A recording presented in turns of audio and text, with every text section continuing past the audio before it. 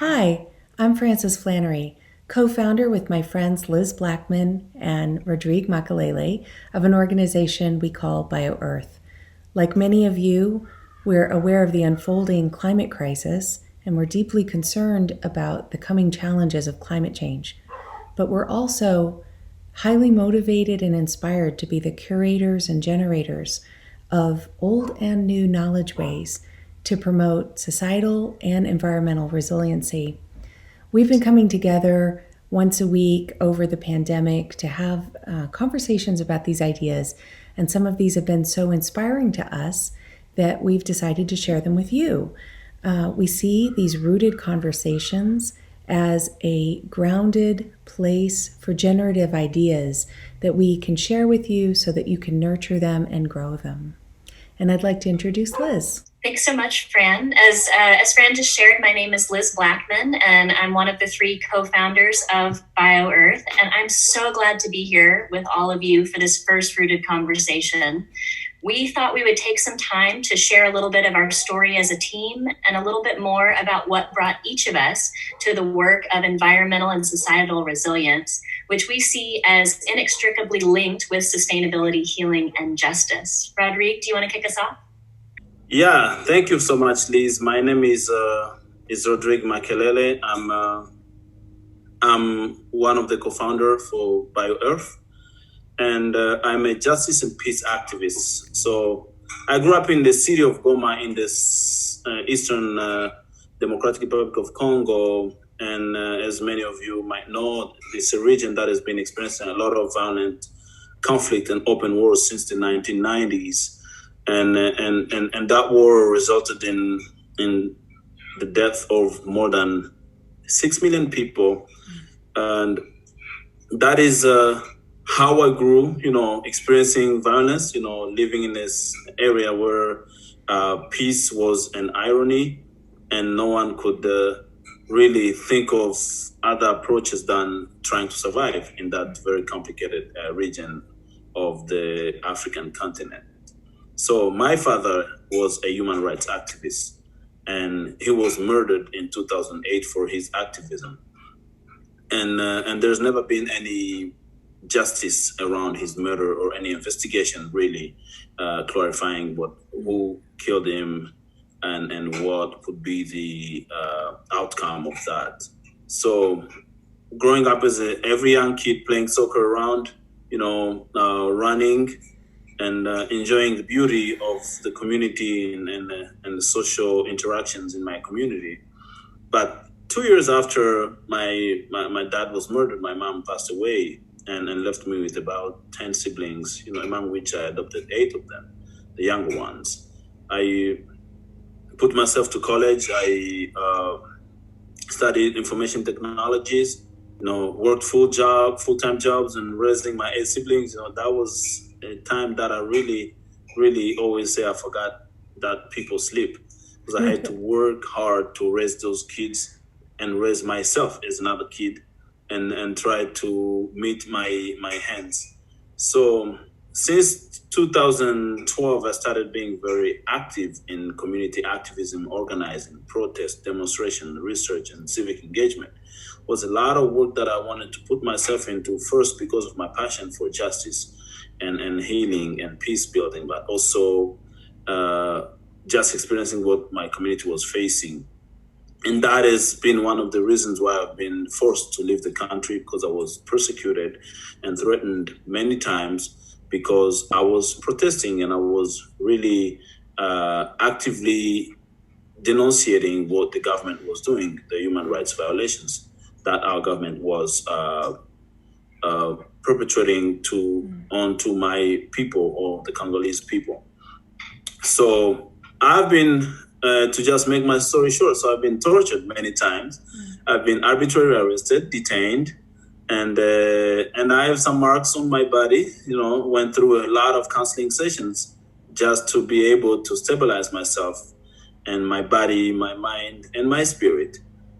And so after several years of really constantly being active, I came to the US and spent all my time juggling between establishing myself in the Shenandoah Valley and going to school where I studied and got my graduate degree, master's degree in conflict transformation. So what I still struggle with today is that I want to see a world where everybody is safe, a world that understands the challenges that we're facing, climate change, and many other challenges, war and injustice and systemic racism, and try to address that with a very open-minded and people-centered approach that will bring sustainable peace in the world. And for that, I really was convinced that BioEarth was the way to go so that we can develop sustainable living styles that will allow our planet to be conserved and saved, but also ourselves. And a better place for ourselves and our next generations, our kids. I have 2 little daughters and a wife, and I think I have to do whatever it takes to make sure that their future is better than ours. So that's a little bit about me, and thank you so much for having me.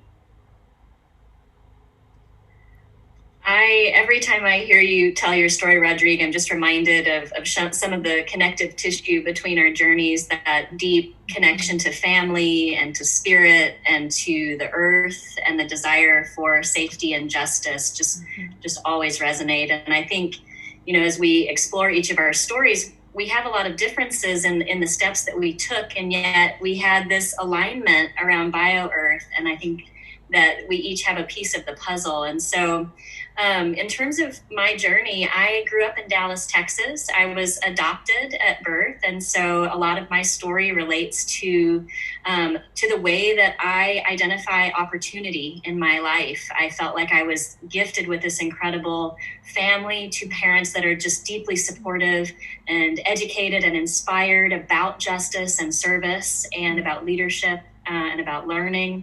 And they were really encouraging of my own advancement. And so while I grew up in a context in the South where women were really given particular narratives for what it means to be female and what it means to be small, I'm 5'1", I really had this incredible support system around me that taught me to reach beyond that and to write my own narrative and craft my own story. And so I grew up in a place that was very much the American dream. I had, 2 parents and a little brother and 2 dogs and our version of a white picket fence. And I grew up Protestant, in the Methodist Church. And a lot of my first 18 years was just a very white upper middle class experience that I think a lot of you can probably relate to.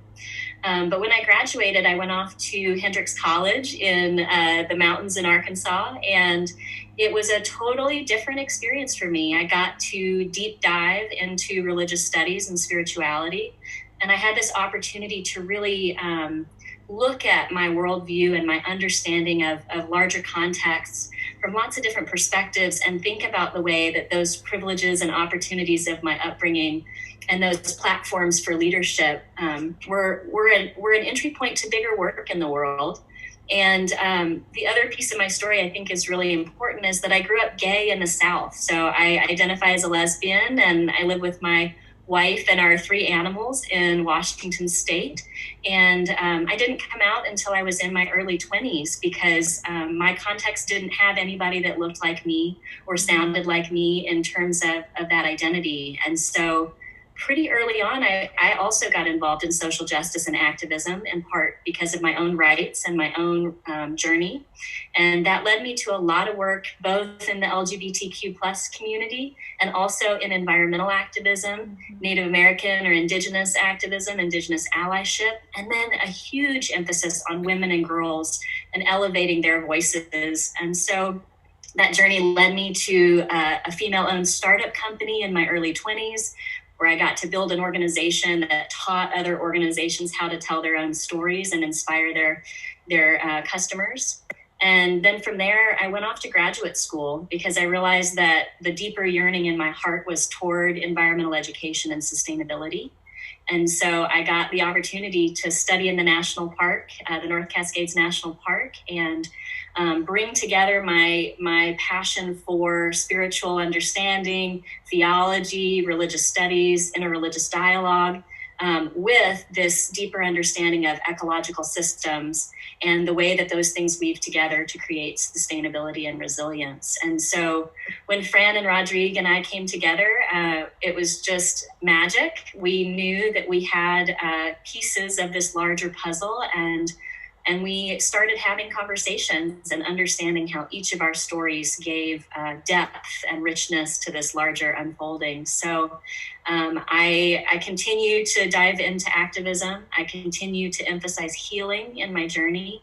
And one common thread throughout my studies and my personal work has been grief work. I really spent a lot of time exploring the ways that grief show up in our bodies and in our communities. Not just in interpersonal ways, but also in an ecological context. So those are some of the things that inspire and bring my heart forward in the work. And Fran, I'd love to hear more of your story too. Well, when I think about what brought me to this work that is paradigm shifting, what I think I keep coming back to over and over is that notion of liminality, being in between. I've been in between cultures. I've been in between ethnic groups or racial groups. I've been in between geographic locations, and I've been in between humans and animals and non-human nature all of my life. So I identify as a multiracial woman. I grew up in both Hawaii and then the Deep South. In the late 60s and the 70s, when I was growing up, there really wasn't anybody who looked like me in the South. And so I grew up every week with people asking me about my identity and about my background, which is something like Asian, Irish, with more complicated parts to it. But living part of every year in Hawaii until I was in my 20s, and living most of the year in the Deep South, I felt in both places profoundly at home and profoundly not at home. The place where I think that I really found home was in non-human nature and with animals. So when I was in Hawaii, I literally grew up swimming in the ocean with sharks and dolphins and beautiful sunfish and all kinds of multicolored fish all throughout the coral reefs. Just a really incredible, idyllic, amazing childhood. And then in the South, when I was there most of the time, I gravitated towards all the non-human animals in my world: dogs, cats, snakes, lizards, frogs, birds, whatever came my way. And it always made sense to me that those were people too. And so as I got older, I had, of course, a profound care for humans as well. And that was solidified by a story I'm not sure I should tell. You don't know that I'm going to tell this story, but when I was 5, I almost died from a serious pandemic that was going through Hawaii, which was viral meningitis. And I was in the ward with all these other children who were having this disease, and children around me did not make it. And I, being 4.5 or 5 years old, it made a very strong impression on me. And I decided just then that I needed to do something with my life to try to uplift as many sparks as I could, make the world the best place that I possibly could. Because I knew that those children didn't get that chance, and I had a chance at a life. So I wanted that life to be extraordinary, and to use my talents the best way that I could. My talents went in a lot of different directions. I had a hard time figuring out what I wanted to do. And so as an undergraduate, I majored in environmental science. And I thought that that would be the way that I could really make my contribution to the world. But when I got my first job, which was in Florida, and it was in the jungles of Florida, and it was very different than the home that I had had in Virginia or the home that I'd had in Hawaii, even because there were alligators and there were poisonous snakes and things like I wasn't prepared for. But I got very disillusioned because I knew about climate change already in 1985. And it seemed like nobody around me was responding adequately to this civilizational change that had to happen. And so I actually left science and went into graduate studies in apocalyptic theology, thinking about this mindset that accepts that the world is going to end anyways, and so the earth is temporary, because I saw that cultural thought system as being responsible for some of the ways that we treated the earth. And I think I was right there. So then I got my PhD and became an apocalypticism specialist, which took me in some strange directions that you would not think would be expected for a biblical scholar. I have one foot in biblical studies, but I'm in between once again because I work on the contemporary challenges of religion and climate change, of course, but also religion and terrorism. And so I've done quite a bit in terms of security and terrorism studies. It's actually terrorism studies that brought me back all the way around again to saying this is the greatest security risk that we face as a civilization. If we want the human species to survive, we need to attend to resiliency and think about how we want to move forward. What are the parts from our culture that we need to preserve that will serve us well going into the future? And what are the parts that we need to let go of and we need to abandon? Old thought paradigms that have to go, that have gotten us into this mess in the first place. And so that brings me here, working for a better world for my children. I have 2 boys whom I love dearly, and trying to make the world better for them as well as for all the other creatures in my life. So thank you so much for watching this presentation today. We here at BioEarth understand that the current societal and environmental challenge that we face inform the actions that we should be taking now moving forward. So we're looking forward to talking to you again on our next Rooted conversation. And we are so excited that you're joining us today. So thank you so much. See you next time. Thank you. Thank you.